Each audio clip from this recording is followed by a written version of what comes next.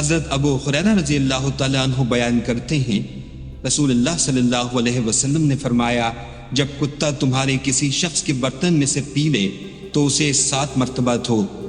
और मुस्लिम की रिवायत में है, जब कुत्ता तुम्हारे किसी शख्स के बर्तन में मुंह डाल दे तो उस बर्तन की पाकीज़गी इस तरह हासिल होगी कि उसे 7 मरतबा धोया जाए, उनमें से पहली मरतबा मिट्टी से साफ किया जाए।